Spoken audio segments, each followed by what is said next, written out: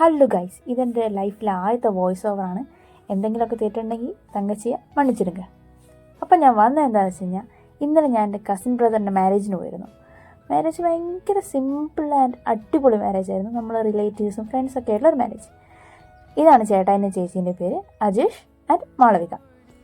ഞങ്ങൾ മെല്ലെ മണ്ഡപത്തിനകത്തോട്ട് കയറുമ്പോൾ ദേൻ്റെ സൈഡിലൊരു പോസ്റ്റർ ഇരിക്കുന്നു, cake and bakes catering service. ഇത് നമ്മുടെ മൊയലാളിൻ്റെ കട. അപ്പം തന്നെ ഞാൻ ചേട്ടൻ തീരുമാനിച്ചു എല്ലാ ഫുഡും ടേസ്റ്റ് ചെയ്ത് നോക്കിയിട്ട് തന്നെ വരും. ഞങ്ങൾ മെല്ലെ ഐസ്ക്രീം സ്റ്റാർട്ട് ചെയ്തു. അപ്പുറ സൈഡിൽ ടീ ഉണ്ടായിരുന്നു. ഞങ്ങൾക്ക് ടീനേക്കാളും കൂൾ ഡ്രിങ്ക്സിനോട് താല്പര്യമുണ്ട്. ഞങ്ങളൊരു ലെമൺ ടീയും വാട്ടർമെലൺ ജ്യൂസും കുടിച്ചു. ഒരുപാട് സ്വീറ്റ്നെസ് ഒന്നും ഇല്ലാണ്ട് എല്ലാവർക്കും കുടിക്കാൻ പറ്റിയൊരു സാധനം. പിന്നെ റിലേറ്റീവ്സിനോട് കൊച്ചു വർത്താനൊക്കെ പറഞ്ഞ് നേരെ ഫുഡ് കഴിക്കാൻ പോയി. നെയ്ച്ചോറ്, ചിക്കൻ മപ്പാസ്, സ്റ്റാർട്ടേഴ്സായിട്ട് പൊറോട്ട, അപ്പം.